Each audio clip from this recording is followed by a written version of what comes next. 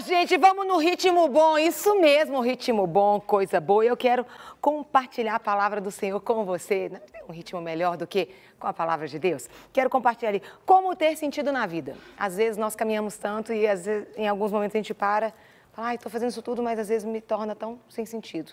Será que tem sentido? Quero compartilhar com você em 1 Coríntios, o capítulo 10, o versículo 31. Diz o seguinte, portanto, quando vocês comem, ou bebem, ou fazem qualquer coisa, façam tudo para a glória de Deus. É interessante que aqui ele fala o seguinte, quando vocês comem, bebem, fazem qualquer coisa. Quando o Senhor ele vai nos direcionando no sentido de comer, são atitudes, aquilo que você for fazer, aquilo que seja natural. Vamos falar coisas naturais? Levantar, tomar um banho, trocar de roupa, almoçar, come, bebe, trabalhar, tudo aquilo que a gente for fazer. E aí ele vai incluindo tudo ou qualquer coisa que você fizer. Se você estiver dirigindo ali, se você estiver ali naquele momento, no seu trabalho, liderando, sendo liderado, se você estiver ali educando o seu filho, se você já estiver sendo educado pelos seus pais, independente do que você fizer, qualquer atitude, tudo que envolver a sua vida, faça como que? Para a glória de Deus. Isso é interessante porque, infelizmente, vamos falar sério, muitas das nossas atitudes nós fazemos, sempre às vezes esperando algo de alguém. A gente faz, às vezes, de maneira inconsciente, eu não penso, mas no fundo eu aguardo um retorno daquilo. E às vezes, as pessoas, elas não correspondem às nossas expectativas. E é interessante que maturidade é eu colocar menos expectativa no outro. Quanto mais madura eu sou, menos expectativas eu coloco na vida do outro. Quanto mais imaturo eu sou, mais expectativas eu coloco. Por isso que o imaturo, ele se frustra muito. E aí a gente começa a achar que a vida está perdendo sentido, mas não tem sentido, para que isso? E quando a palavra fala, tudo que você fizer, faça para a glória do Senhor, faça como para Deus. Sabe por quê? Porque Deus nunca vai te decepcionar. Porque Deus sempre vai além daquilo que você imagina.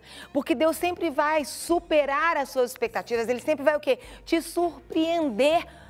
Porque até quando você ou quando eu tivermos, às vezes, uma ideia errada a respeito de um assunto, o nosso Deus, ele é capaz de mudar a nossa forma de entender.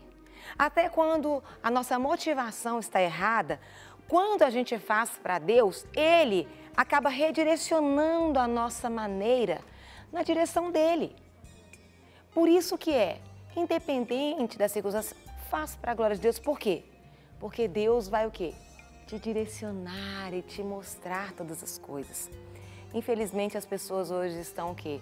Desmotivadas, às vezes, a trabalhar, porque o meu patrão não me dá um retorno, porque ninguém me reconhece. As pessoas estão desanimadas dentro dos seus lares, com os seus cônjuges. Porque eu casei, mas cada hora a gente pega e acaba transferindo as nossas expectativas que não foram supridas a uma determinada pessoa. E aí nós não fazemos como para Deus. Nós fazemos como para homens. E homens são falhos. Homens são limitados. E o que isso tem trazido? Tem trazido, sabe o que, gente? Desânimo. As pessoas estão o quê? Desesperançosas. As pessoas estão o quê? Desanimadas. As pessoas estão o quê? Sem ânimo de vida. A gente tem observado as pessoas o quê? Sem sentido. E é interessante que Paulo fala, se você vive para essa vida, se a sua vida é nascer, crescer, ficar jovem, adolescente, namora, noiva, casa, tem neto, filho, neto, morre, você é o mais infeliz. O que realmente tira o sentido da nossa vida é quando a gente começa a viver só para essa vida aqui. Muito curto. Sabe por quê? à medida que você vai aumentando aí os seus números de vida, seu tempo aqui vai passando. E aí, se o seu sentido for só aqui? Já tem gente que tem família que tem baixa expectativa de vida. Pessoas morrem mais cedo. E aí você está chegando naquela altura ali daquela expectativa, e aí? Perdeu o sentido? É isso que eu quero dizer para você. Não importa o que você faça, mas tudo o que você fizer, faça como para Deus. Faça como esperando em Deus. Não num sentido de Deus vai me dar de novo, mas Senhor, eu vou fazer para o Senhor, porque o Senhor merece todas as coisas. E mesmo que o meu irmão não reconheça, mesmo que o meu parente não valorize, mesmo que as pessoas próximas a mim não vejam, mesmo que o meu chefe não observe, mesmo que o meu cônjuge não elogie, ou mesmo que os meus filhos não falem nada, eu vou continuar fazendo o melhor para o Senhor. Eu vou continuar fazendo com excelência para o Senhor. Eu não vou diminuir o meu padrão por causa disso. Porque o meu sentido, ele está em fazer para o Senhor. E o Senhor é o mesmo ontem, o Senhor é o mesmo hoje e o Senhor é o mesmo eternamente. Isso é uma forma de reconhecermos o que o Senhor fez por nós antes, há mais de 2000 anos atrás, quando Ele deu o Filho dele para morrer por nós. Nós entendemos e reconhecemos o que Ele fez antes, nós ficamos cheios de gratidão e temos atitudes hoje e nos alegramos pelo amanhã em Deus.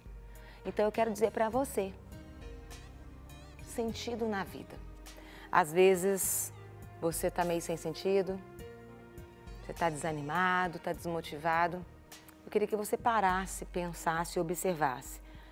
O que você tem feito tem sido para quem? Para homens? Realmente isso faz com que a nossa vida fique vazia, sem sentido.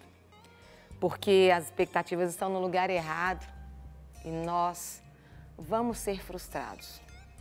E aí a gente vai descobrir que a gente é imaturo, porque quanto mais imaturo, mais expectativas a gente coloca na vida do outro. Quanto mais maduros, menos a gente coloca expectativa no outro. Mas a gente pode mudar. E é interessante que quando você bebe, quando você come, façam para Deus.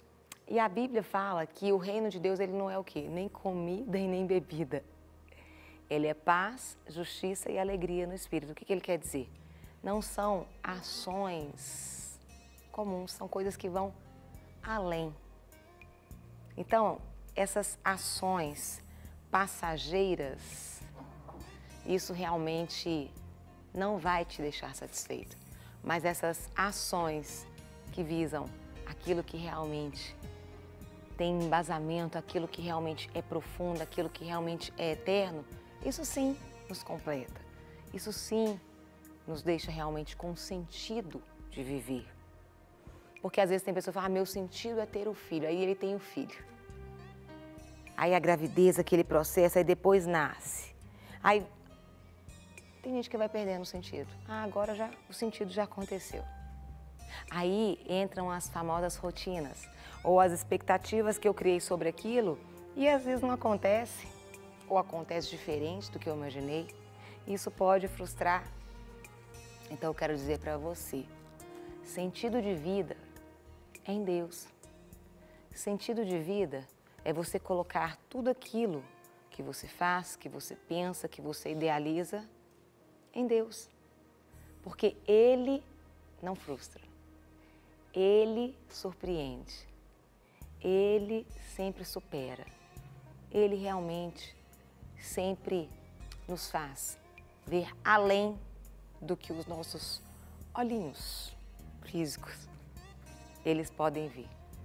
E realmente, ver só o que está aqui, muitas vezes tira o sentido. Olhar só as nossas circunstâncias, muitas vezes desanima. Olhar só aquilo que a gente está passando, muitas vezes desmotiva. E para ter sentido, a gente tem que o quê? Fazer como o quê? Para Deus. porque só Deus traz realmente o verdadeiro significado de todas as coisas para a nossa vida. Eu quero orar te abençoando nesse momento. Quero orar ministrando sobre a sua vida nesse momento. Fala, meu amigo Serginho. E para você incluir aí também nas orações aí, Carol Malta, o nome da minha mãezinha. Dona Ontem Maria. ela fez um procedimento, não foi a contento, aí eles deixaram ela em observação para hoje, talvez ou amanhã, retomar lá fazer a cirurgia lá no coraçãozinho. Nós vamos orar sim para Dona Maria. Isso. Pai, nós queremos colocar aí as nossas vidas diante do Senhor, bem como colocar a vida da Dona Maria diante do Senhor. Nós estamos falando hoje sobre sentido de vida. Deus, o nosso sentido vai além daqui. Só o Senhor pode nos encher, pode realmente nos dar esse sentido. E é isso que eu oro pela vida da Dona Maria também. Esse sentido que o Senhor traz, esse contentamento independente das circunstâncias que o Senhor pode trazer. Tudo que fizer, faça como para a glória do Senhor, faça como para o Senhor. Eu quero abençoar a vida de cada um que nos assiste, a vida da Dona Maria que nos assiste, a vida dos médicos que estão ali preparando. Nós sabemos que o Senhor tem um tempo de todas as coisas. E o Senhor dá ordem aos teus anjos ao nosso favor, diante de toda e qualquer circunstância. Eu oro, nós oramos aqui abençoando, Pai, a Dona Maria e todas as outras Dona Marias que estão aguardando uma cirurgia, como a Dona Maria também. Nós sabemos que o tempo é do Senhor, o momento é do Senhor, mas abençoamos a vida dos médicos, abençoamos a vida de todos aqueles que o Senhor separou para estar nesse momento ali juntamente com ela. Deus, pedimos que o Senhor já envie anjos naquele local e seja também trazendo paz no coração delas, dessas mulheres que estão aguardando, esses homens aguardando aí o tempo do Senhor. Nós oramos, profetizando sobre Dona Maria e todas as outras Dona Maria, ser bem-sucedida nessa cirurgia. O Senhor é o seu pastor e nada te faltará. O Senhor é o sentido da vida da senhora. Que Deus arranque toda insegurança, todo o medo, todo o receio do coração e que realmente o Senhor venha trazer um novo coração. Venha ser um tempo de restauração, de renovo e da senhora experimentar aí maravilhas, conhecer mais ainda desse Deus que ama tanto a senhora e que tem cuidado de cada detalhe da sua vida. Deus, que nós possamos sim buscar o sentido nas coisas certas, do jeito certo e da maneira certa. Que nós possamos sim caminhar altaneiramente em direção ao Senhor, que é o autor e consumador da nossa fé. Obrigada porque nós temos o Senhor, obrigada porque nós temos essa liberdade de falar com o Senhor, obrigada pelo teu cuidado, pelo teu carinho, Pai. Em nome de Jesus é a nossa oração. Eu abençoo a vida de cada um que nos assiste com a bênção do Senhor, aquela que enriquece e que não acrescenta dores. No nome de Jesus. Amém. Amém. Em nome de Jesus. Serginho, amanhã você dá notícia pra gente. A gente vai estar orando hoje ao longo de todo o dia. Perfeitamente, Carol Malta. Para que o Senhor direcione. Deus já deu certo, está tudo sob o controle ali. A gente está orando desde ontem, né? É verdade. Maria. E nós estamos aí firmes na luta. Amém. Amém. Não é verdade, Ana Carolina? Isso mesmo, Malta Serginho. Oficial. Ah, você vai falar do quê? Carol Malta, daquilo que enche os seus olhos, daquilo que ali deixa a sua boca assim, como um brejo, Carol Malta. Nossa. A boca da Carol fica cheia d'água lá. Sabe quando dizem assim, nome, a boca encheu d'água? Não, eu não conhecia esse do brejo, não, viu? Virou um brejo, ficou tudo alagado assim. Carol come a beça, gente. Então eu falo aqui para vocês que depois da gente ser alimentado pela palavra de Deus, observando que a gente tem que ter um sentido de vida e até para cuidar da nossa saúde, a gente também tem que ter esse sentido de vida. E você sabia que um estudo internacional que foi realizado em 6 países mostrou que o prato feito, o famoso PF, isso mesmo, prato feito brasileiro, ele tem um tamanho muito acima do normal e ainda excede nas calorias. Então é sobre isso que nós vamos conversar agora com a nutricionista Evelyn Maia. Bom dia, Evelyn. Bom dia. Como vai? Tudo bem com você? Tudo bem, graças a Deus. Alegre, contente, sorridente? Sim, claro. Então tá certo. Começamos aí essa quinta-feira chuvosa e a gente falando do PF, e quando vem o PF, vem aquela imagem bonita, principalmente das divulgações, a gente vê ali numa praça de alimentação de shopping, aliado à questão da praticidade e da rapidez, e às vezes até o preço. isso aí pode ser uma combinação, uma mistura assim meio perigosa, né? Exatamente. As pessoas, elas são muito compradas pelo visual, né? Então, muitas vezes... Sou o cara, Evelyn, que come com os olhos.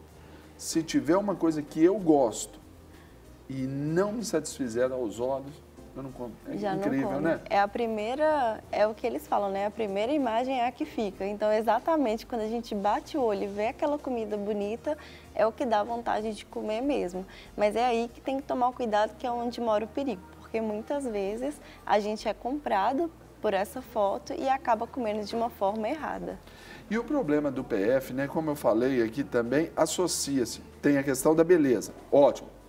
É um ponto para ser questionado. Tem que colocar uma interrogação nisso, se aquela beleza do anúncio é a qualidade que precisa.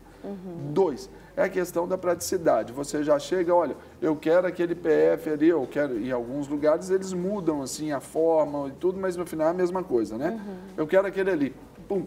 Enquanto você já está pagando, está saindo ali a fitinha do cartão, o alimento já está pronto ali. Te esperando já. Tem esse outro lado também que facilita hoje nessa correria. Olha, eu vou comer um PF que é mais rápido, porque você vai entrar num self-service, você vai lá, você vai ter o trabalho, você vai levantar. Não, esse você já vai, paga, senta, come e vai embora.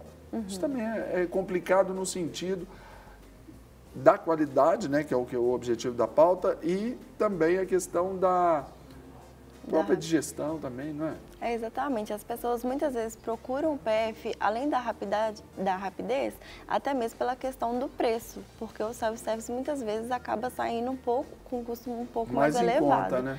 Exatamente. E o PF, por ser mais barato, as pessoas preferem.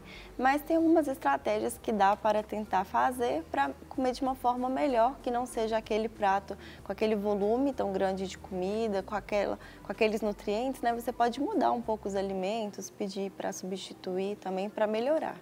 E aí ainda tem também, por exemplo, alguns PFs que eles já vão para essa linha mais fit, não é? Aí já vem com arroz integral, um frango grelhado, vem um peixe. Pode ser interessante. Sim. Não deve ser o costumeiro, mas pode ser interessante.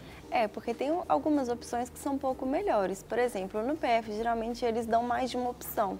Por exemplo, a carne, às vezes tem um frango empanado, um peixe assado ou uma carne frita. Então, tenta procurar sempre consumir o peixe ensopado, uma carne cozida, em vez de ser a carne frita, empanada.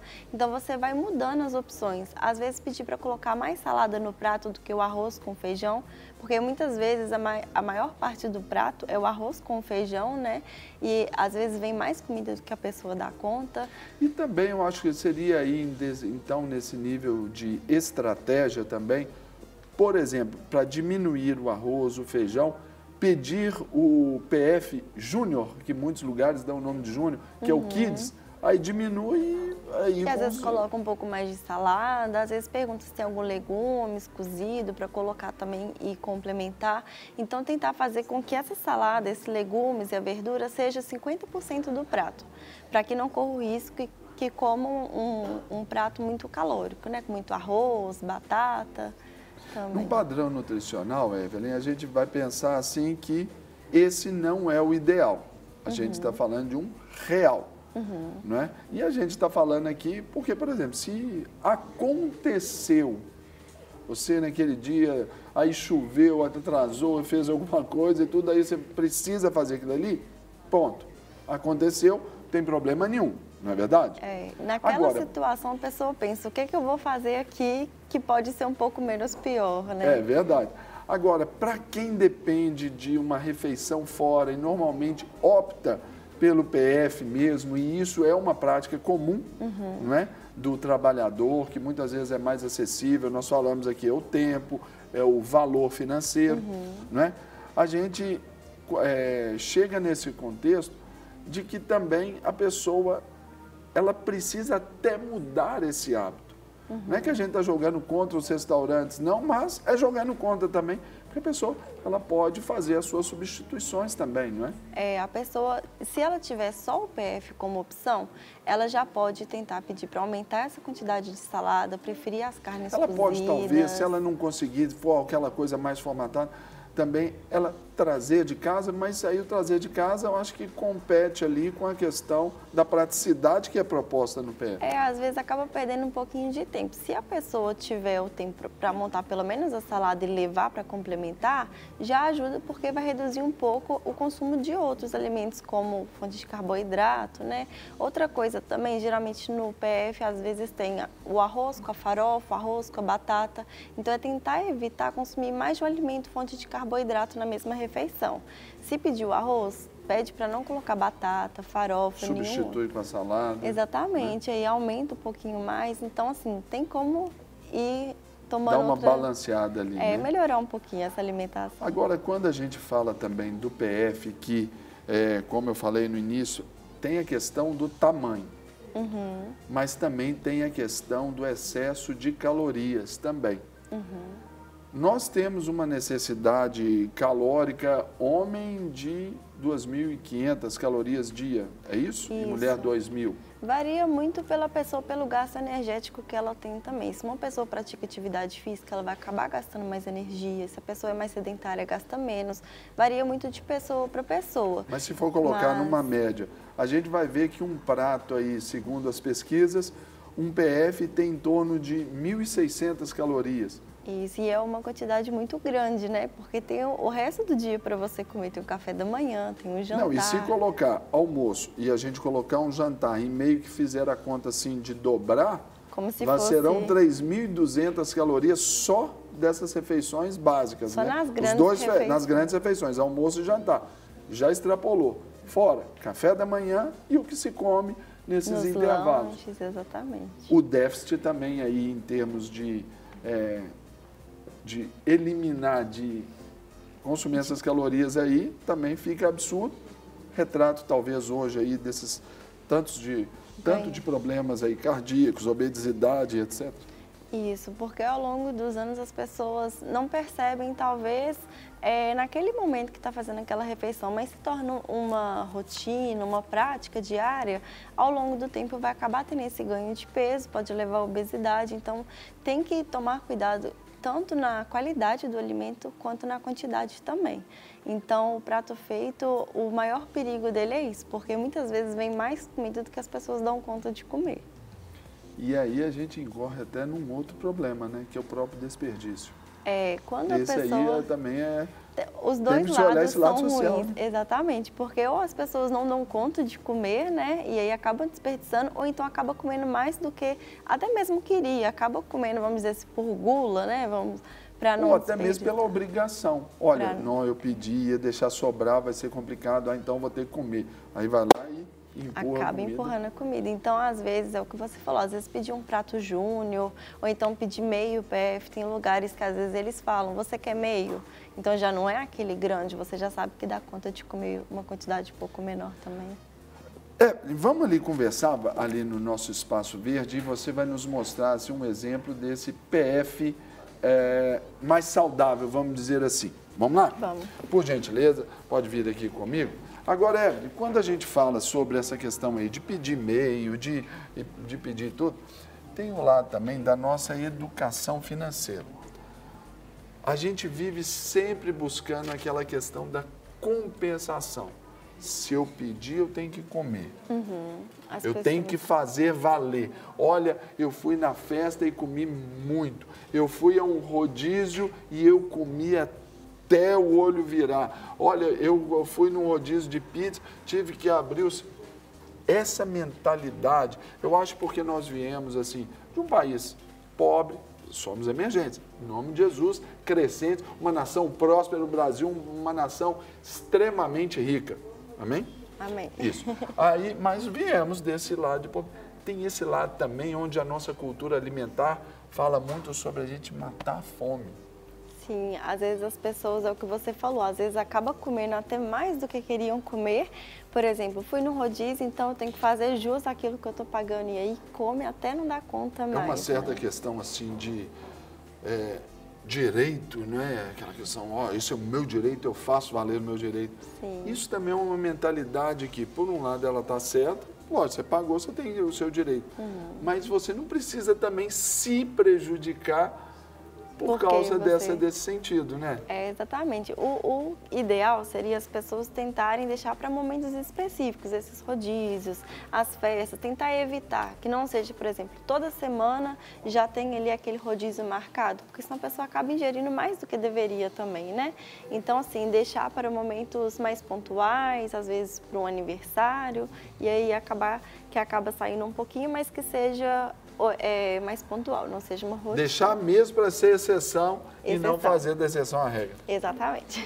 Gente, agora aqui, ó, a Evelyn Maia, nutricionista, ela vai falar para a gente aqui sobre esse PF saudável, o que deve ser composto, e ela trouxe aqui alguns exemplos. Daqui a pouco nós vamos passar aqui para o Fininho comer aqui, sim, isso aqui para ficar legal, porque foi tudo preparado com muito carinho, viu, Fininho? Você que vai comer, vai fazer a degustação aqui.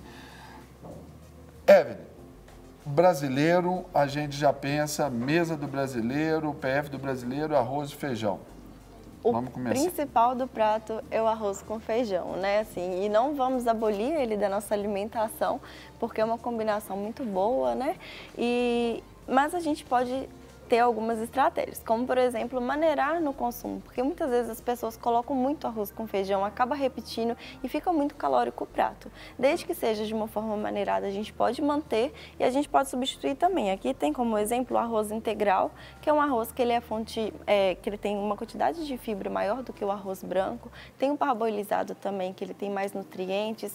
Então, assim, tentar substituir aquele arroz branco, que não tem quase nutriente nenhum, pelo integral ou pelo parboilizado. E aí, mesmo sendo um arroz integral, maneirar na quantidade também, porque quando consumido em excesso, pode levar ao aumento do peso. Dicas para você aí, ó. A senhora aí, ó, tá preparando a comidinha aí para o maridão agora. Quem sabe já não começa a mudança de hábito dentro de casa, né? Já trocando aí o arroz branco por esse arroz integral, não é? Sim. Já pode começar assim, não pode, Evelyn? Pode, porque vai melhorar saindo demais. Saindo do PF e indo para dentro da sua casa. A senhora que vai começar, olha lá, a senhora tá lá, tá vendo? Olha lá, ela tá indo para a cozinha agora para fazer comida. Já pode trocar pelo arroz integral já. A dona Maria, a dona Jéssica lá, o nome dela é Jéssica, não é isso? Aí porque a refeição vai ficar até mais nutritiva mesmo. Além de nutriente, vai ter mais fibra também, que muitas vezes a ingestão de fibra na população brasileira é muito baixa, né? E até aproveitando mesmo para falar de fibra aqui, tem aqui uma salsinha junto com uma couve, né? Só um pouquinho para a gente poder ilustrar. A couve também, além de ser um alimento fonte de ferro, é fonte de fibra também. Então, a gente pode melhorar a qualidade nutricional dessa refeição, adicionando essas verduras cozidas, refogadas, às vezes colocar uma salada crua também, folhas verdes escuras, que muitas vezes as pessoas deixam de lado porque é um pouco mais complicado de fazer e lavar. E nós abrimos aí a semana, né, como o Dia Mundial de Combate ao Câncer. E a gente está falando muito sobre esses vegetais verdes escuros, né? Também é muito bom, até na questão da prevenção e tantas outras coisas mais, né? Exatamente, porque esses alimentos são riquíssimos em vitaminas e minerais e muitas vezes as pessoas acham que é mais fácil ir para o suplemento, para uma cápsula, mas a gente tem tudo isso disponível na natureza, na alimentação, então a gente pode inserir isso no nosso dia a dia, a começar pelo nosso almoço, que é a refeição principal que a gente acaba agregando esses nutrientes. Todos eles, né? Pelo menos boa parte deles. Aí nós temos aqui, você falou aí das saladinhas, nós temos aqui o nosso querido famoso pepino. O pepino para ilustrar a salada crua, né? Mas a gente pode colocar, claro, vários outros ingredientes, como o tomate, essas folhas verdes também, uma cebola roxa para dar uma crocância, tem gente que gosta, né? A gente pode colocar uma cenourinha ralada, então pode variar bastante essa salada e o pepino está aí para ilustrar essa salada crua. Deixa eu oferecer o pepino aqui para o Fininho aqui. Vai lá, Fininho. É isso, vai comer um pepino aí, de leve, isso, Fininho. Cara, boa, Fininho. É isso aí que eu gosto aqui. O Gui, toma aqui, pode servir aqui, viu? Brunão, Jéssica, vamos aqui. Agora, aqui nós temos aqui a cenourinha, chuchu, batatinhas também. Sim. Esse aqui o quê? Essa daqui é a baroa, né? Baroa, que a gente chama. Baroa. Essa mais branquinha aqui tá parecendo a batata inglesa, mas é a batata doce também, que tem a da casca vermelha e da casca branca, e a cenourinha cozida. Aqui tá para representar esses legumes cozidos. Por exemplo, quando você colocar o arroz no prato, tenta evitar colocar a baroa, a batata doce, porque senão ficam outras fontes de carboidrato naquela refeição. Mas o chuchu... Além do início ali com o arroz, né? Que já é uma porção boa, né? E é uma fonte de carboidrato, então não precisa adicionar mais. Então, por exemplo, essa batata, baroa, a gente evita.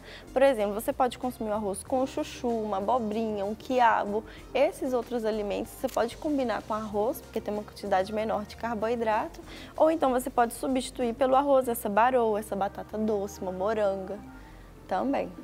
E isso tudo, gente, você, quando for ali fazer aquela sua refeição mais rápida, seja aí seja qual for o propósito, né? Seja porque está com pressa ou é a sua realidade, tenta fazer esse balanço aí, tenta fazer esse equilíbrio aí, principalmente ali junto ao restaurante, onde você vai comer aí o famoso PF. Não precisa ser aquele prato monstro, não. Diminua aí, peça para diminuir um pouquinho no arroz, no feijão, não é isso? Exatamente. Então, Evelyn, para você aqui, ó, nessa câmera aqui do nosso querido Fininho, que mestre em resolver os pepinos aí e tudo, faça a sua consideração para o pessoal que está nos assistindo a respeito do PF e o que ele precisa levar em conta. Então, é importante que primeiramente, escolha um lugar que você considere que é adequado, que você tenha opções para fazer essas escolhas, né, mais saudáveis. Por exemplo, tem mais uma opção de carne, aí você vai evitar fritura, carne de porco, essas carnes mais gordurosas, né? Que você possa pedir para aumentar a quantidade de salada e reduzir essa quantidade de arroz e feijão, substituir o arroz branco pelo integral também, né, que é uma opção, adicionar esses legumes cozidos. Então, assim, opte primeiramente para um lugar que você consiga fazer essas alterações no seu prato e fazer com que ele fique mais saudável. Evelyn Maia, nutricionista, veio aqui nos falar sobre a qualidade e a quantidade dos PF. Tem aumentado em caloria e aumentado em quantidade também. E aqui nós ilustramos para você. Ô, gente, olha que PF lindo. Comenta esse prato aqui pra gente aqui, um instantezinho, Evelyn, pra gente então encerrar. Aqui, ó, é o zoiudo, o famoso zoiudo que Carol Malta falou. Carol Malta, consumidora contumaz de zoiudos. O ovo é o segundo melhor alimento, não é? Ontem nós ficamos sabendo aqui. Sim, é um alimento muito nutritivo, tem muitas vitaminas e minerais, principalmente na gema, né? A clara, fonte de proteína, também a albumina que está presente no ovo. Então é interessante que ele esteja presente na alimentação, mas evitar que seja o ovo frito, como aí tem tá a na carne, foto. aqui, ela é uma carne vermelha, né? Possivelmente assada, mas tem as batatinhas fritas, o feijão, ó. É muito aqui, ainda tem a farofa aqui, né? Sim, nesse prato aqui, para começar, já colocaram a salada lá no fundo, né? Não destacaram. Esse prato aqui, ele é caloricista. Acaba destacando. Então, assim, aqui nesse prato a gente poderia manter, mas mudar algumas coisas para tentar melhorar, para ficar um pouco menos calórico. Por exemplo, se já tem o arroz, pede para tirar essa farofa, a batata frita. Aí você vai ter o arroz, o feijão, a carne. Esse ovo, se for cozido, um pouco melhor, né, do que ele frito, porque muitas vezes é com muita gordura. E aí essa salada aqui, excelente, um prato cheio de salada. Vamos para uma outra imagem também, só para ilustrar aí o seu dia. Doutora Evelyn Maia, olha aí, cebolas e a salada já está dentro. Aqui tá já presente, é um prato, né, mais inclusivista, não é? Coloca a salada nele já, ela não ficou no fundinho, né? Aqui nesse prato, novamente, tem um arroz, tá vendo? Às vezes a pessoa nem percebe que aí tem um arroz, a farofa, a batata, mais o pastel. Então, nós temos 4 alimentos fontes de carboidrato. A gente não precisaria disso tudo num prato, né? Você poderia escolher. Açúcar e a mil, né? Amigo, e ainda tem um suco aqui junto. Ainda né? tem o que suco aqui, gente? O que suco? Tem esse suco aqui, a gente poderia ser um suco natural, né, sem adição de açúcar, porque a fruta já é doce, não precisa ser um suco artificial ou com adição de açúcar. E aqui nessa alimentação... E o desejável, às vezes, que nem tem a bebida, né? Exatamente, porque muitas vezes fica mais calórica a refeição. Você pode guardar essa bebida, às vezes, para um lanche da tarde, comer com sanduíche natural, não precisa comer junto no almoço, né? Verdades. Salvas de palmas aqui para a nossa Evelyn Maia. Esses pratos aqui, Evelyn, eu vou contar aqui para vocês, cometerei aqui uma inconfidência. Essas fotos foram ilustradas aqui do almoço da Carol Malta e da chefa Grazi Faria no dia de ontem, quando elas falaram que fariam uma dieta e então elas foram lá para comer esse pratinho leve. Carol Malta e Grazi Faria, o pratinho delas. Isso. Despedindo, né? Muito bem, pessoal. Tivemos esse bom bate-papo aqui falando sobre o PF brasileiro aí, que tem aumentado no tamanho e no número de calorias. E aqui quem veio nos falar sobre as dicas para mudar isso ou melhorar foi a nossa nutricionista Evelyn Maia. Muito obrigada. Obrigadíssimo, viu? Volte sempre. Um abraço para a nossa querida Débora, que está ali, dando toda assistência. De volta no nosso De Tudo Um Pouco, queremos abençoar o seu dia. Serginho, o pessoal participar. Participando aqui, você que nos assiste aí. Hoje a gente não falou. Aí eles Pois estão é, você mesmo. que nos assiste aí, de onde for, manda aqui pra gente o seu nome, a cidade onde você está nos assistindo aí. Manda pra gente, a gente quer conhecer aí onde o sinal da Rede Super tá chegando bem, onde o pessoal tem nos acompanhado. Então, manda pra gente aqui no nosso WhatsApp, 319-8402-9756. Vai ter significado da cidade também? Pode, se for, você quiser colocar aí pelo nome aí, curioso da sua cidade, você quiser também colocar o significado, fica muito legal também. Gente, e queremos mandar um abraço aqui, porque as participações, elas são importantíssimas para a gente, até pelas observações que nos são feitas, que nos ajudam a melhorar bastante. Por exemplo, aqui nós recebemos da Berenice Araújo. Berê, beijo, lindona. Deus abençoe, obrigado pelas observações. Deus abençoe. E com certeza aqui nós as consideramos e porque nós consideramos muito você aí também. Que Deus te abençoe, obrigado mesmo, continue nos assistindo aí, porque agora nós temos um assunto também, assim como foi o do PF, nós temos um assunto também muito interessante, que é o do PL, Prolivro.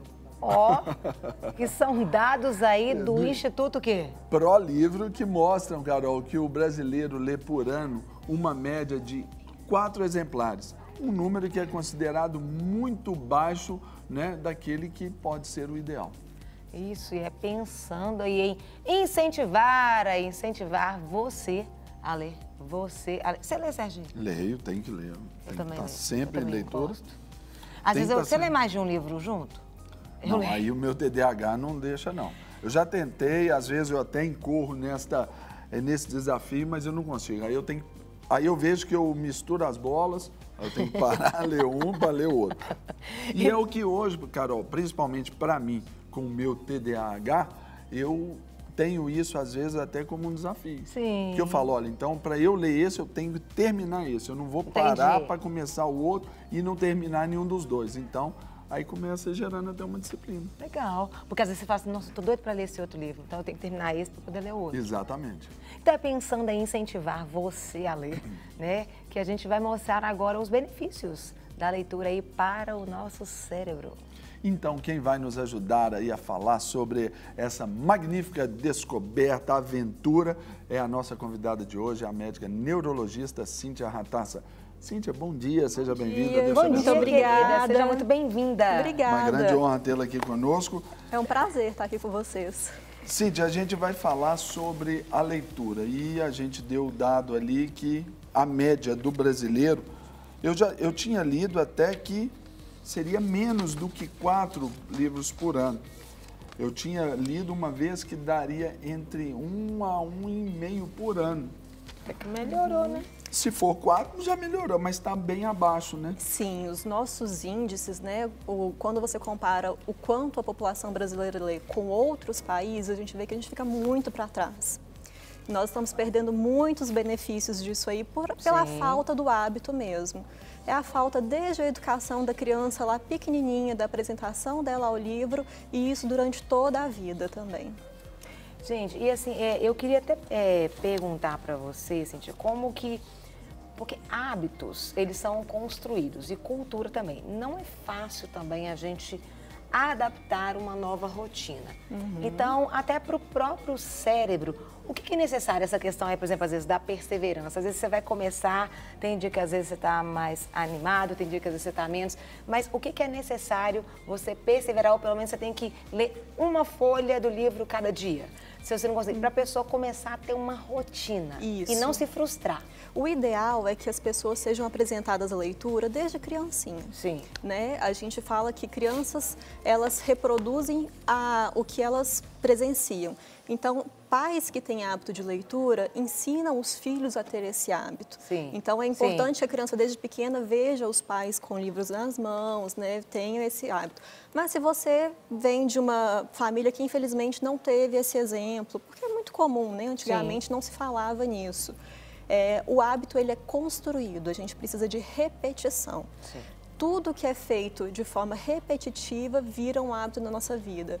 Pessoas que são sedentárias, que querem praticar atividade física, precisam se dedicar durante um tempo importante para que isso vire uma rotina. A leitura é a mesma coisa. É como se o cérebro ele vai solicitar aquilo. Ele precisa de um determinado tempo para que a gente tenha estímulos desejando aquilo? Exatamente. A gente precisa ser estimulado, a gente precisa ser sensibilizado durante um período importante para que o seu cérebro se adapte a essa nova realidade e que isso passe a ser uma necessidade na sua vida, uma necessidade positiva, né? Aí é o condicionamento. É o condicionamento que se dá. E o cérebro, ele tem essa plasticidade muito grande e ele ajuda muito nisso, né? Nós é que precisamos exercitar, né? O cérebro, nós podemos fazer exercícios que exercitam, né?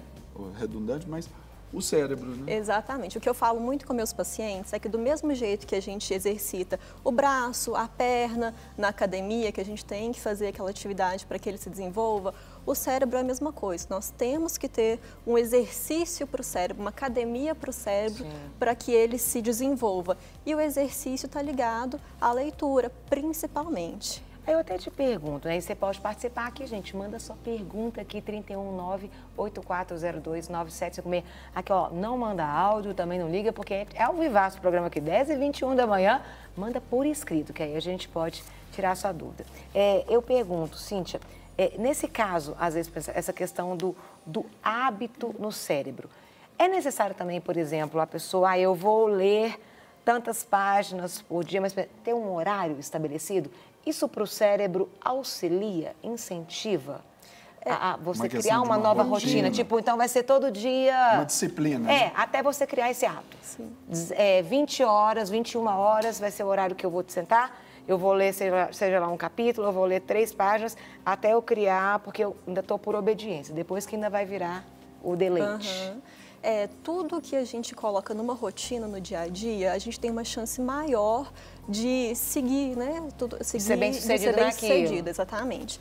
Então, assim, se a gente cria no início uma rotina, sempre vou ler antes de deitar, sempre vou ler no horário que eu tenho vago durante o dia, isso aumenta a sua chance de sucesso nesse novo hábito, isso com certeza. Nosso cérebro gosta de organização, gosta de rotinas. Ajude o cérebro, então. Verdade, Carol. Então agora nós vamos mostrar aqui aqueles que podem ser ou são os benefícios aí de uma boa leitura. Então eu peço à produção já para colocar o primeiro tópico aí, é que pensando nas crianças já auxilia na alfabetização, na formação acadêmica e na questão moral também dos nossos pequenos. Não é isso, doutor? Exatamente. Isso é um benefício que nós mais ouvimos, né, desde que nós somos crianças. Crianças alfabetizadas que têm o hábito da leitura, elas têm um domínio maior da língua portuguesa, obviamente, né? Elas vão ter uma experiência maior com a língua, vai ser mais fácil para que elas se desenvolvam nas áreas escolares. Obviamente, a leitura, né, os livros, eles trazem o benefício das informações que são fixadas com mais facilidade no cérebro. Sim.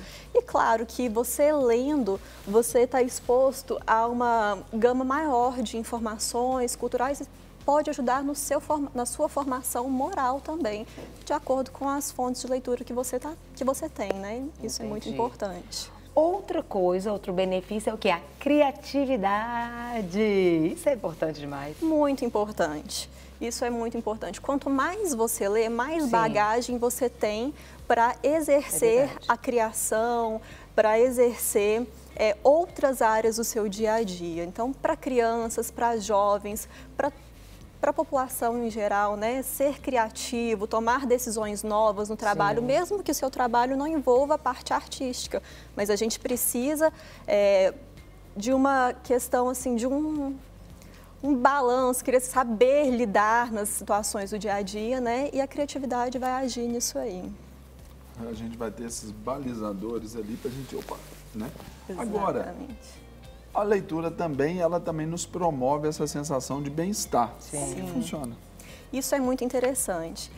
A partir do momento que a leitura se tornou um hábito, que você lê conteúdos que te agradam, ela serve como uma atividade de lazer. Assim como ir ao cinema, assim como ir a um restaurante, ela vai te proporcionar a sensação de bem-estar.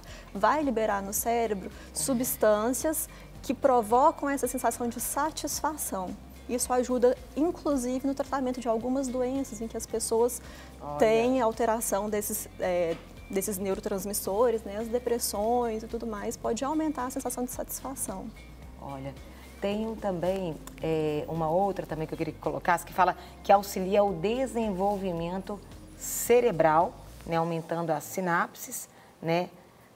E fala da academia para cérebro. Isso foi um pouquinho do que nós começamos a falar um pouquinho mais cedo, que quando a gente nasce, nós temos uma formação cerebral mais ou menos estruturada, as células estão ali.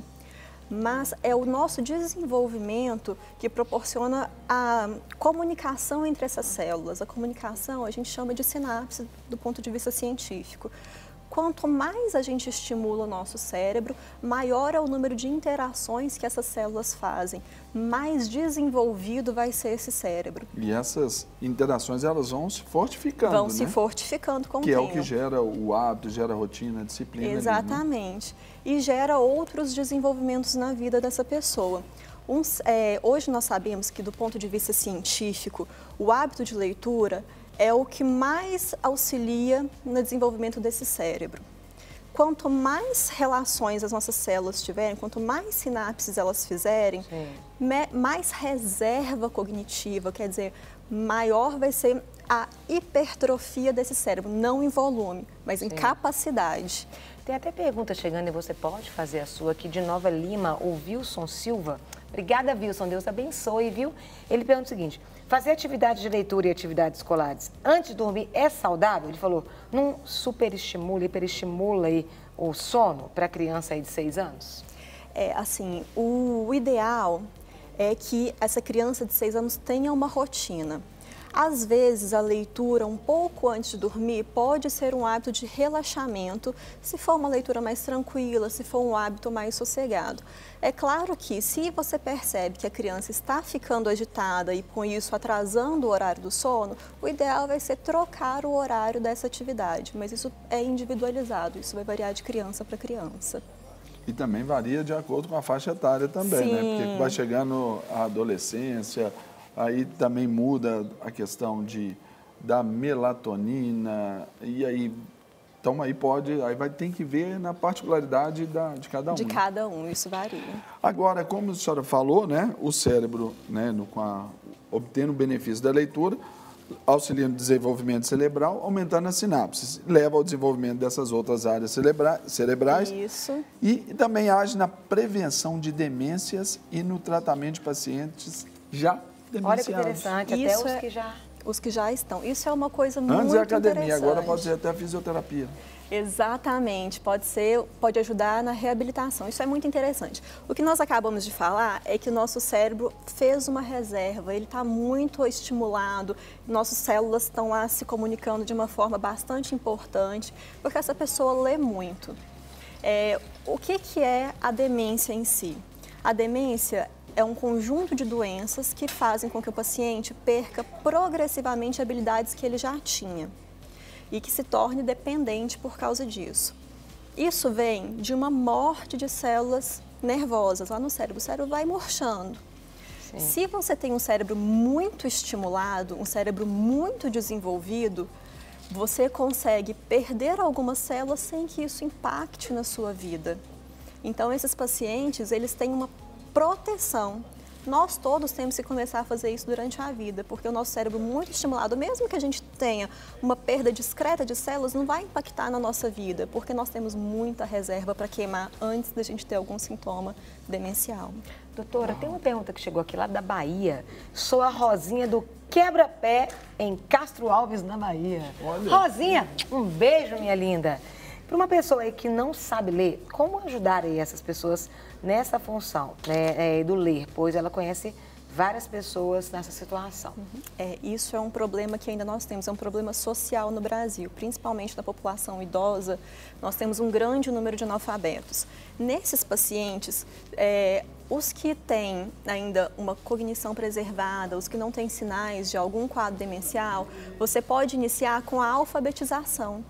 Então, a alfabetização, mesmo que no idoso, na pessoa mais velha, vai estimular esse cérebro também. E a partir daí, quando ele tiver a desenvoltura adequada, ele vai começar a ler. Serginho, vamos com a doutora Cíntia para o nosso Espaço Verde? Vamos lá para a gente poder conhecer mais sobre aí um cérebro saudável. Por favor. Gentileza. Ladies first. Vamos lá, vamos pela nossa casa. Vamos falar sobre a área aí. Queria que colocasse a primeira imagem. Essa área aí da linguagem do cérebro. Explica pra gente, doutora. A linguagem é um dos domínios neurológicos que nós temos, dos mais complexos dentro do nosso cérebro. Sim. Tá? Ela é composta de áreas diversas entre o cérebro, mas de uma forma geral, as áreas mais importantes são essas duas verdes que nós estamos vendo aqui. Sim. A área anterior é chamada de área de Broca. É uma área responsável pela produção da fala, da fluência, é o que faz com que a gente consiga falar. Tá? A área aqui de trás é conhecida como área de Wernicke. Ela é responsável pela capacidade de compreender o que nos é dito, o que a gente lê. Sim. Ela é responsável pela área da compreensão da linguagem. E junto a isso, nós temos outras áreas, né? Elas se comunicam por fibras que passam de uma para a outra. Você precisa compreender para produzir fala. Sim. E além disso, você precisa, aqui tem uma área visual, ver o estímulo, ver a pessoa que está falando ou o livro que está sendo lido. E assim também como uma área motora aqui para você poder articular o que vai ser dito. Agora, doutora, sobre aqui, essa questão do processamento visual, só uma pergunta assim. Bom, hoje muitos livros ali eles adotam aquelas páginas mais amarelas, assim, mais beges ali. Essa questão também ela tem alguma fundamentação para tornar a leitura mais confortável ali para... Exatamente. Isso foi uma mudança que foi vista visando o conforto realmente na leitura. Nós percebemos, né, através de alguns estudos científicos, que o contraste da letra branca em cima do papel preto causa um cansaço. Letra preta? Desculpa. Letra preta em cima do papel branco. Sim. Causa um cansaço visual maior do que a letra escura em cima de um papel amarelado. É a mesma coisa dos quadros antigos, que eram pretos, e o professor escrevia de branco. O cansaço, a fadiga visual era maior do que o fundo verde com a letra branca. Uau, tá vendo? É engraçado você entender, porque eu particularmente eu tenho meio preguiça de folha amarelada, sabia? Eu gosto de coisa viva. Mais clara, né? Te atrai mais. Atrai. Pode acontecer? Pode Coisas acontecer. De atrair mais, mas isso não quer dizer que não canse. Exatamente. Entendi. É claro que tudo que for mais vivo, que te chama a atenção, pode te atrair mais. Cores mais vivas nos ambientes, nas roupas, da mesma forma no livro. O cansaço visual é que pode ser um pouco maior por isso. Entendi. Agora também tem um tipo de distúrbio, talvez, que as pessoas vão lendo e começam a embaralhar ali as letras, começam a formar ali aqueles rios ali. Precisa de uma lente especial, de colocar talvez ali uma lâmina para gerar esse padrão. Eu esqueci o nome. Dislexia? Não. Esqueci o nome, a senhora sabe? É assim, existem vários transtornos que podem causar sintomas semelhantes. E aí, nesse caso, você tem que passar por um médico, um oftalmologista, se porventura se necessário, pelo neurologista, para descobrir exatamente do que nós estamos falando. Às vezes, alterações visuais que o óculos corrige sejam suficientes. Alguns casos específicos, a gente usa outros artifícios. Uma própria lâmina. A própria lâmina. Existe uma chamada dislexia visual, que na verdade não é a dislexia clássica, mas que a pessoa pode se favorecer de lentes para ajudar nessa leitura. Aí tudo começando aqui. Tudo começando aí. Né? Tem uma outra imagem também, olha que interessante. Eu queria que colocasse ali sobre o cérebro saudável e o cérebro com Alzheimer. É disso que a gente estava falando ali agora. O que acontece com uma pessoa saudável para ela desenvolver o Alzheimer? É uma morte de células cerebrais. O cérebro atrofia, ele murcha. Então, se a gente trabalhar bastante no cérebro saudável, para estimular muito as sinapses, muito as comunicações entre as células, ter muita reserva, mesmo que a gente perca uma ou outra célula no final da vida, a gente pode não ter impacto. Esse efeito aqui daquilo que poderia ser natural, ele é minimizado ali por causa do fortalecimento. Não, porque a mudança é drástica. Aí eu coloco então para a senhora sobre essa questão do exercício cerebral, e aí eu quero falar ali para o papai e mamãe que nos assistem agora. Hoje nós somos hiperestimulados e as crianças já vêm hiperestimuladas. Já ali com o tablet, já nasce lá na geração touch. Aí só pode ter um paradoxo, recebe muita coisa pronta. Exatamente. Aí o que a senhora comenta para a gente sobre essa coisa? Aquilo que poderia ser benéfico pode ser extremamente maléfico, né? Exatamente, nós temos que ter um cuidado com isso. Hoje a gente vê crianças que mal sabem falar já mexendo ali no tablet, no touch. O que os pediatras indicam hoje é que essas tecnologias sejam introduzidas a partir dos 6 anos. Tá? Antes disso... Tá tudo errado! Exatamente. A gente não tem muito essa noção. O povo tá todo sem noção. Por quê? Então, eu falo assim, você pode andar num shopping, você anda num lugar, você fica bebezinho. O povo tá... E assim, as crianças ficam entretidas mesmo. Às vezes você precisa estar num lugar que a criança tem que ficar mais quietinha, que não pode fazer uma bagunça. É um entretenimento e a criança fica quietinha. Mas o ideal é que a gente reserve isso para mais tarde. Entendi. Tá? São estímulos... E que também não faça, caso seja necessário, não faça como rotina. Deu certo, agora ficou. Agora é sempre assim. Aquilo ali é só para uma extraordinário, não uma regra. Quando for extremamente necessário, realmente, tá? Porque é um estímulo, como você disse, que vem pronto, não é um estímulo que é construído, é uma criança que não tem um aprendizado muito grande com isso. Então, o ideal é que a gente comece a estimular no início com os livrinhos infantis, com outros brinquedos que sejam mais educativos. Tudo que puder pegar mais, né? Tudo que puder estimular, brincar mais. Até porque a leitura também, um dos fatores de benefício dela é esse senso crítico também, né? Isso. Porque se recebe pronto, tá pronto. Você não precisa formar e nem questionar nada, né? Exatamente. A gente minimiza um pouquinho o raciocínio das crianças. E, na verdade, elas são muito inteligentes e elas estão abertas para o mundo. É a fase em que elas mais vão aprender. Então, é a fase que a gente tem que mais estimular. Certíssimo. Temos mais imagens também de obras de arte aí também, que mostram para a gente, a doutora Cíntia Ratassa vai falar para a gente. Isso aqui é uma arte da Idade Média. Faz essa contraposição porque nós vamos depois mostrar também uma arte renascentista. Isso. Tempos diferentes, né? Olhares diferentes, né? Quero que vocês prestem muita atenção nessa obra de arte. É um quadro que foi pintado numa época em que as pessoas não eram alfabetizadas, então elas não tinham o hábito de leitura, certo? Então, presta atenção nas características, vamos comparar um pouquinho com a arte renascentista e aí a gente discute um pouquinho. Pode mudar a tela pra gente? 3, 2, 1, vai. Essa já é uma arte após o ressurgimento da alfabetização, da leitura. Dá uma olhadinha. Vocês conseguem perceber a diferença entre uma e outra? Riqueza dos detalhes, a amplitude ali do ambiente. Nitidez. As dimensões ali que são aplicadas ali, fundo e tudo. Exatamente. O que acontece? A leitura... Expressões, né? Aqui, olha, expressões das pessoas. né, Dulce? A leitura, a alfabetização, ela tem um efeito muito benéfico no cérebro. O que ela quer dizer? Além de desenvolver a linguagem, né, da alfabetização, ela leva ao desenvolvimento de outras áreas do cérebro. Então, existem áreas neurológicas que a gente só vai ter bem desenvolvidas se a gente souber ler e escrever e se a gente tiver essa prática.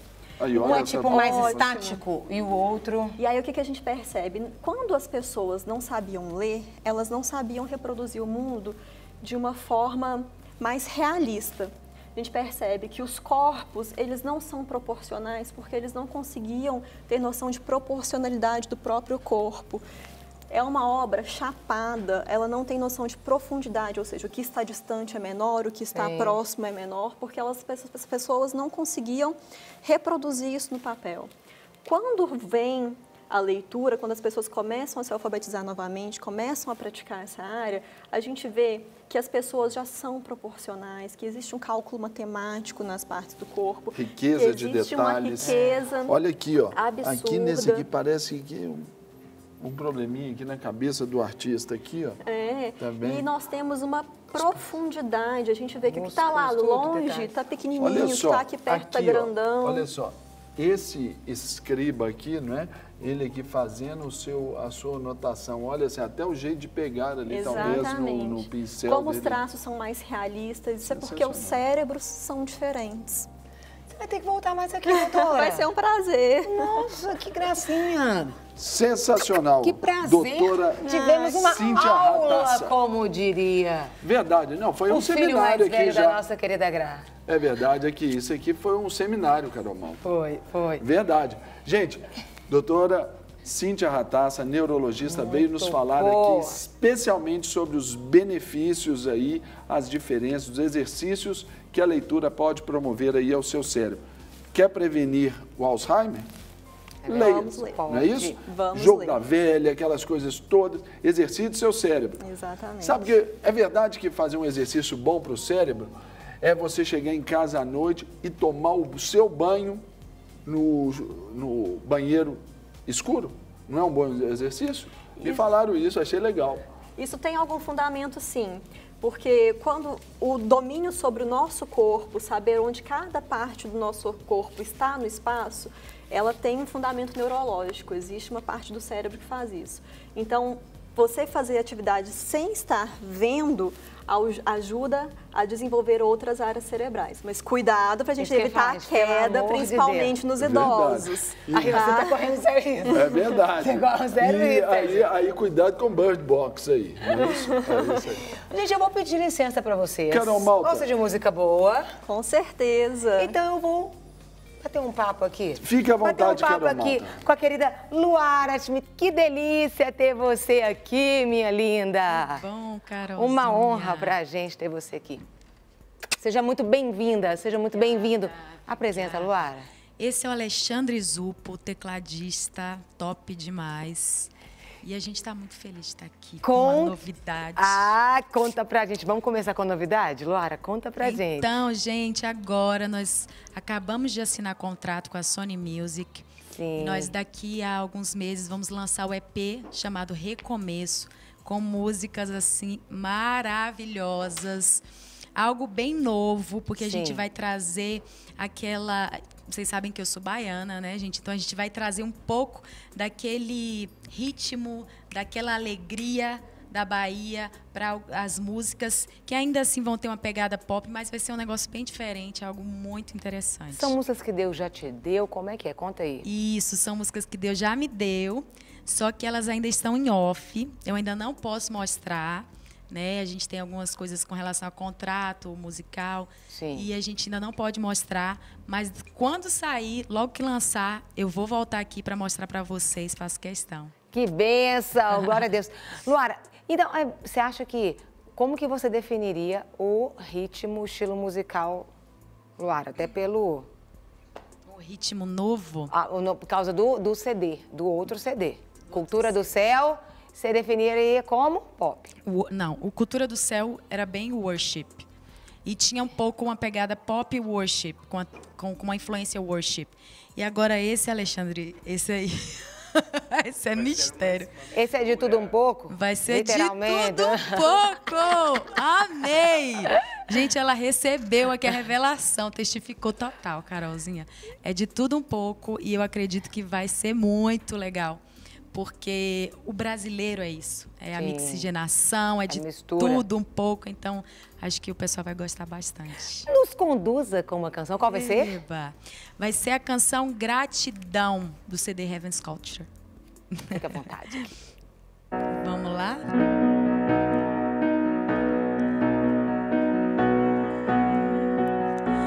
Te agradeço, meu Senhor, pelo teu tão grande amor que me constrange, que me cerca, mesmo sem eu merecer. Tu derramas tua unção e o teu poder sobre mim. Te agradeço, pois primeiro você me amou e do lamaçal das trevas você me tirou, me cobriu com suas asas, me resgatou. Só tu és, só tu és, meu Senhor.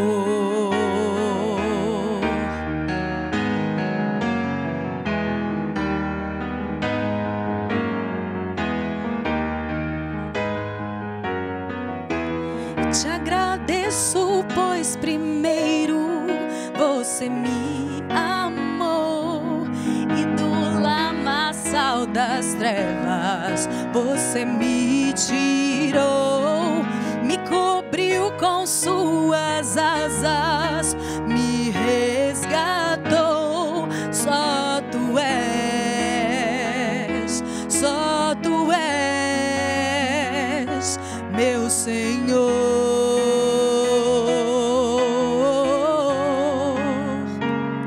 Meu Senhor,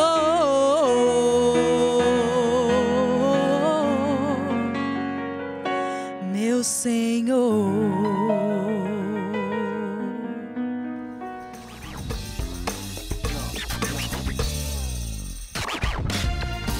De volta com o nosso De Tudo Um Pouco, que é de tudo muito pra você, muito conhecer, muita informação. E aqui, ó, gente, participa, manda aqui. Pastora, quero mandar aqui. Coloca seu nome, o nome da sua cidade. A gente quer te honrar, quer abençoar a sua vida. Tem muitas pessoas participando. Aqui, ó. O pessoal tem colocando aqui, ó. A Rosinha do Quebra-Pé mandou um beijo. Eliane, Vista Alegre, um beijo. Obrigada por participar. Querida Cleusa de Contagem, aqui participando. Obrigada, querida. Deus abençoe. Tem o pessoal aqui. Não colocou aqui o DDD 67. 67, não sei. Olha que também tem Santarém, Pará, que legal! Francisco e Conceição, um grande abraço, falando assim, que aprende muito assistindo o programa, que delícia! Aqui também tem um abraço aqui, ó, Serginho, você vai receber aí também, ó. Bom dia, o Elias Dantas de Igarapé. Ele é da Lagoinha Igarapé, falou que louva a Deus pela sua vida, Serginho. Você deu aula para ele de família no Carisma. Muito bom, Elias, e ele falou que hoje... Você, ó. Ele falou que hoje ele tem vivenciado aí muitas coisas na prática. Sempre lembra das suas aulas. Glória a Deus. E ele mandou também aqui um abraço para o pastorzão dele, pastor Gustavo Poubel. Deus abençoe, pastor. Você está sumido. Aparece mais aqui. E aqui, manda aqui seu nome, coloca o nome da sua cidade. O pessoal aqui participando, é tão gostoso, né? A gente ter você aqui juntinho de nós. Aqui, pessoal do Rio de Janeiro, bom dia, pastora. Manda aqui, depois eu termino de ler sua mensagem. Gente, vamos falar sobre algo, zumbido. É um som aí percebido nos ouvidos ou na cabeça e na ausência de um estímulo sonoro do ambiente, né? E é sobre as causas desse problema que nós vamos bater um papo agora com a otorrinolaringologista, doutora Mariana de Castro Denaro. Muito bom dia, querida. Bom dia. Seja muito bem-vinda. Obrigada. Que bom ter você aqui conosco para a gente, né, tirar dúvidas aí. Existem mitos ou não? O zumbido, ele ouvido na cabeça, no ouvido com o quê, doutora? Isso aí, fiquei até curiosa agora. Ó, o zumbido não é uma doença. O zumbido é um sintoma de alguma coisa. Sim. Então, não é uma doença. Certo. E quem tem zumbido pode escutar, pode relatar que escuta no ouvido, de um lado só ou dos dois lados, ou pode relatar que escuta na cabeça. Na verdade, a gente tem dois tipos de zumbido, né? Um zumbido objetivo, que é aquele zumbido que, por exemplo, você escuta, mas eu também escuto. Pode ser por uma malformação venosa, por exemplo. Mas esse zumbido que a gente fala, né, que é o mais comum, é um zumbido que a gente chama de subjetivo. Quer dizer, só eu que escuto, só você escuta. Entendi. Entendeu? E esse zumbido, ele é comum em existe algum grupo de risco, doutora? Ou não? Por exemplo, crianças podem, uma pessoa que não tem, ela pode ser acometida depois de uma determinada etapa. Existe algo que proporciona, que é como se fosse ali uma chave para virar, para ela começar a ter? Ó, o zumbido tem diversas causas, múltiplas causas. Então, pode acometer criança, jovem, adulto e paciente mais idoso. A grande maioria dos pacientes que têm zumbido tem algum grau, alguma alteração na via da audição. Desde a orelha externa, ouvido médio, ouvido interno, nervo auditivo, tronco até o cérebro. Então, se um paciente tem algum problema na via da audição, ele é um paciente que pode ter zumbido. Sim. Mas não necessariamente, nem todos os pacientes têm algum problema auditivo, os pacientes que têm zumbido. Então, pacientes com problemas metabólicos, hormonais, infecciosos, uso de medicamento. Então, como são diversas causas, pode acometer paciente em quase todas as idades, né? Certo. Depende do motivo causador do zumbido. O que a gente poderia, a pessoa, ela ser diagnosticada, como que é feito esse diagnóstico do zumbido?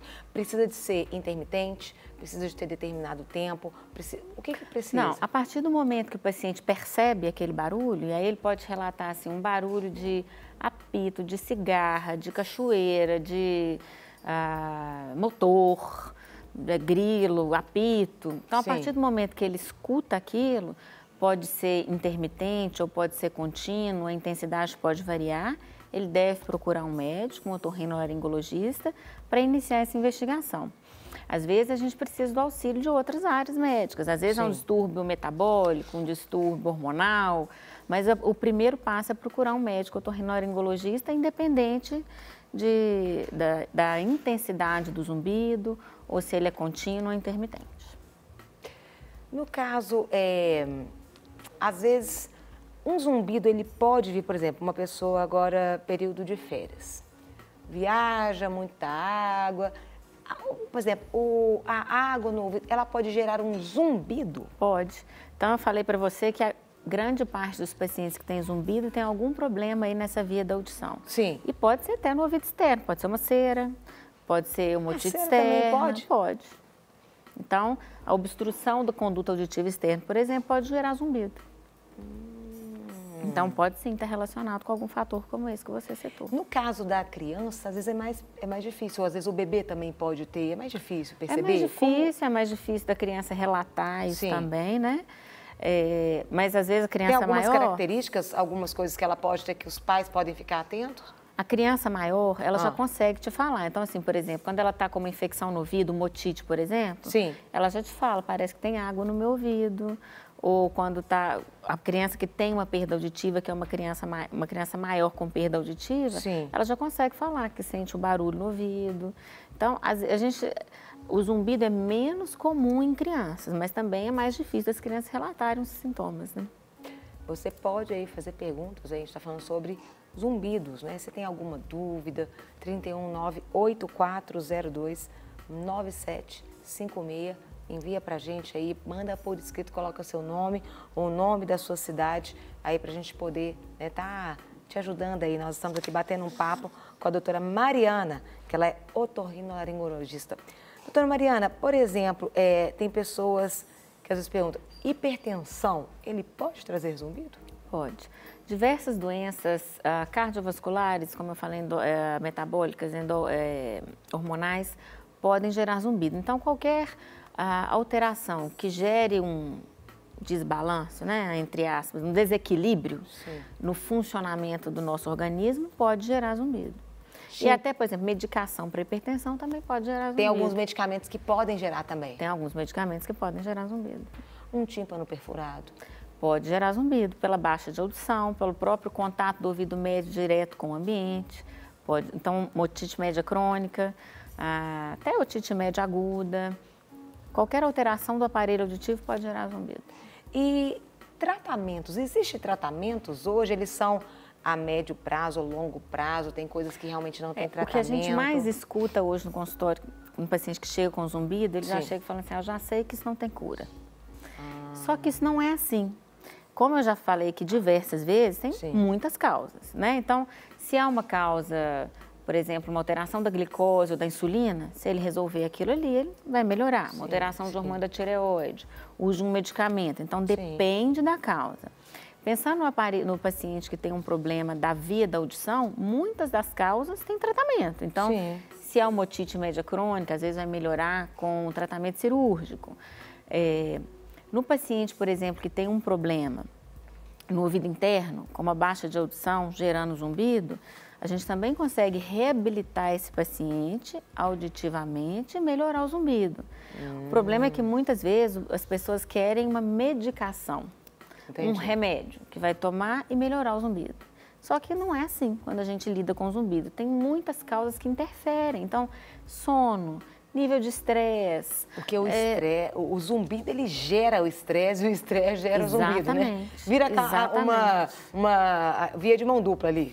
Um zumbido de mesma intensidade em pacientes diferentes geram reações, né? Impacta de maneira completamente diferente em dois pacientes. Que ela tinha constantemente. Era uma síndrome, não me lembro, um nome diferente. E assim, às vezes, por exemplo, tinha momentos que às vezes ela estava muito estressada, ela chorava. E aí, tipo, se ela ficava estressada, o zumbido aumentava. E aí era aquela, né, algo que na hora de dormir, até para dormir, só, por exemplo, quando ela apagava, é que aí ela não ouvia. Fora disso, acordou, já começou, já estava lá. A gente sabe que a percepção do zumbido, ela está muito ligada a áreas... como que eu vou dizer, emocionais no sistema nervoso central que podem atenuar ou exacerbar aquele incômodo que o paciente sente.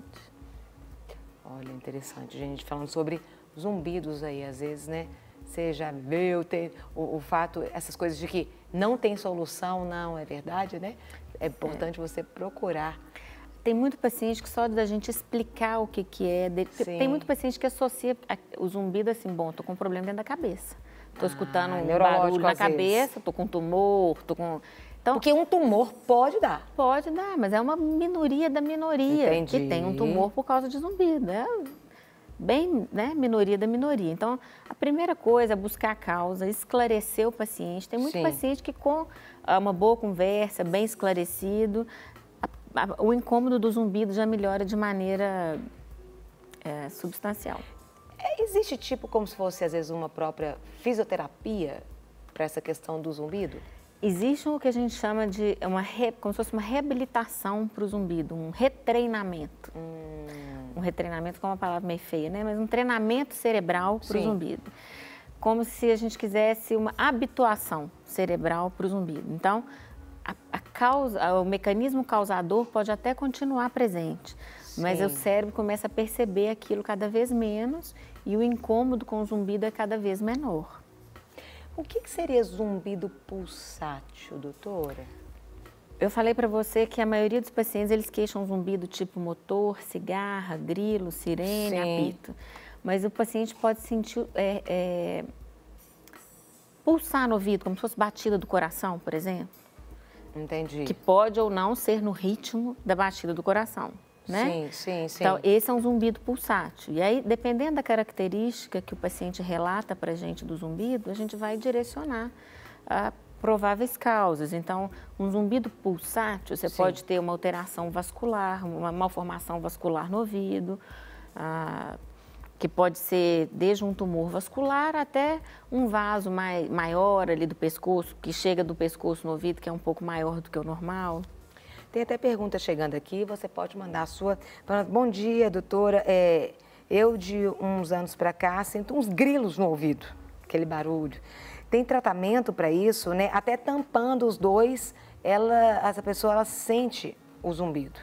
É porque não adianta tampar que você não vai parar de escutar, porque o som ele não é externo, né? O som de um zumbido não tem uma fonte sonora externa, então mesmo tampando ela vai escutar. Sim. Agora é aquilo que a gente estava conversando. Existem diversas causas, então ela deve procurar um atendimento médico, otorrinolaringológico, buscar a causa para direcionar o tratamento. No caso aqui, por exemplo, tem uma aqui, ó, de Betinha, a Laís, fala o seguinte, minha dúvida é, às vezes sinto o meu tímpano direito tremer. O que pode ser? Tremer? Aí precisa de uma avaliação, né? Então pode ser uma alteração do ouvido médio, ou até do conduto auditivo externo, sim, uma inflamação da membrana do tímpano. Então, isso tem que ser avaliado após consulta médica. Se tem algo diferente, é importante, né, buscar uma ajuda. Eu queria que a gente conferisse aqui, nós temos aí um testemunho aqui de um pastor muito conhecido nosso, que ele tem aí o zumbido. Vamos ouvir um pouquinho. Olá, pessoal. Quero dar a minha contribuição nesse assunto aí de zumbido no ouvido. Realmente isso é um problema seríssimo. Eu já tenho isso aí há alguns anos e o que é pior, não tem remédio, não tem tratamento para isso. Eu fiz um levantamento há um tempo atrás e nós temos no Brasil, só no Brasil, 20 milhões de pessoas que sofrem com zumbido nos ouvidos. E aí, esse zumbido não escolhe idade. Tem jovens que têm problema, pessoas de meia idade, pessoas que estão na terceira idade, como é o meu caso. A gente vai tentando alguns paliativos, né? Lava o ouvido, enfim. Mas remédio mesmo, até hoje eu não encontrei. E é muito incômodo. Tem dia que ele aumenta tanto que tira a gente do sério. Tem dia que nem parece que a gente tem nada. Aqui o meu abraço, minha contribuição. Eu espero que vocês consigam encontrar, através dessa matéria do programa, uma solução para esse problema, que é o problema de milhões de pessoas. E é sério, é complicado. Ei, doutora, eu estava aqui conversando.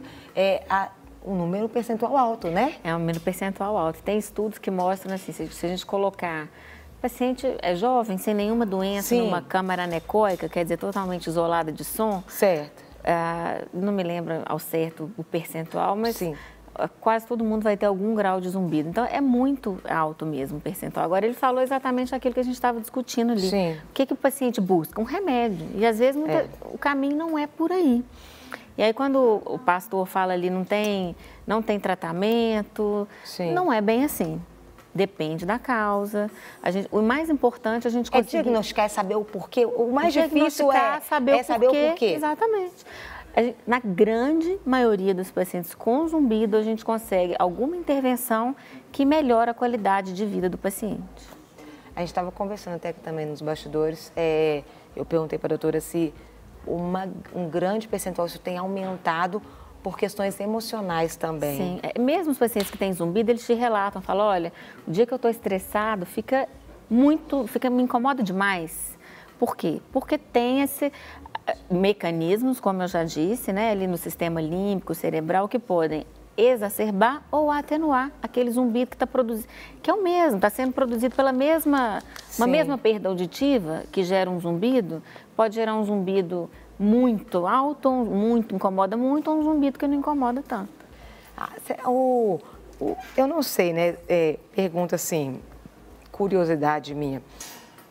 O trabalho, às vezes, por exemplo, no caso do zumbido, seria multidisciplinar, por exemplo, otorrino, às vezes com um psicólogo, fonoaudiólogo, um neuro também, são reprogramações? Casos, exatamente. O melhor é o otorrinolaringologista vamos dizer assim, a principal especialidade, sim, mas em muitos casos a gente precisa do auxílio, do tratamento junto com outras especialidades médicas.